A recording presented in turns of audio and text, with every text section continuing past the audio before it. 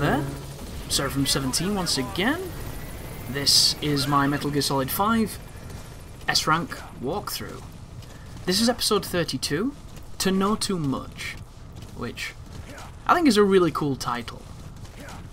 And it's a really easy mission too, it's pretty quick, and I've got a nice dirty strategy featuring good old D-Horse, which I'll never not say is a terrible name, and I'm really surprised they don't let you change the name of it, considering they let you name your character, they let you pick your character's face, and then they make you play as Snake anyway, which is a really interesting moment that I pray new players analyse a little deeper, because the answers are all there, folks. But you can change almost everything in this game. You can change the logo of the Diamond Dogs, you know, you can change the camouflage on your guns. Thanks to people in the comment section, they've told me that you can press left on the when you choose your suit, and you can have him with his tits out. You can get him all nice and shirtless. However, 9 years in a coma means that he looks nowhere near as good as he looked in Metal Gear Solid 3, so I don't think I'll ever have him shirtless, because it's kind of disgusting to look at. It offends the gay man in me.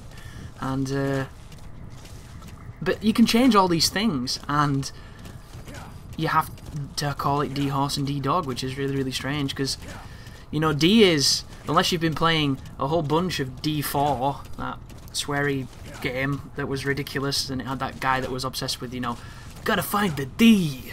But aside from that, it is pretty much colloquially on the internet thought of as like a reference to the dick, to penises, which is a pretty unfortunate. Especially considering, you know, you could have given them an even stupider name. Like, I don't even know what my name would have been, but just be guaranteed it would have been stupid. And I think there's something refreshing about calling things silly stuff, because even when you're having a bad time or a tough moment in a game, as soon as you see that stupid thing you put in, it makes you laugh and it lightens the mood. But be careful here, do you see that? Because I have been stealthy, they've put claymores in places where claymores aren't meant to be, and it makes traversing a little awkward, and if I'd tripped one then, it would have ruined my overall statistics, so it's definitely worth paying attention, folks. That will only happen to you once the difficulty adjusts, if you're doing silent infiltrations. But sometimes getting out of the hot zone can be a work of art. There are times when it works out perfectly, there are other times when you ride like 9 miles in one direction and you realise that you probably should have called a helicopter because it's just not convenient. But I do like to mix it up, and I do think that this game is at its finest when you are mixing things up.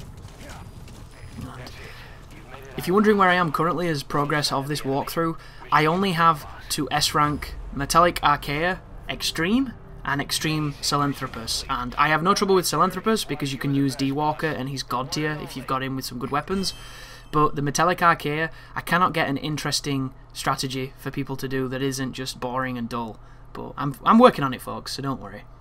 Anyhow, thank you very much for watching, and you take care now.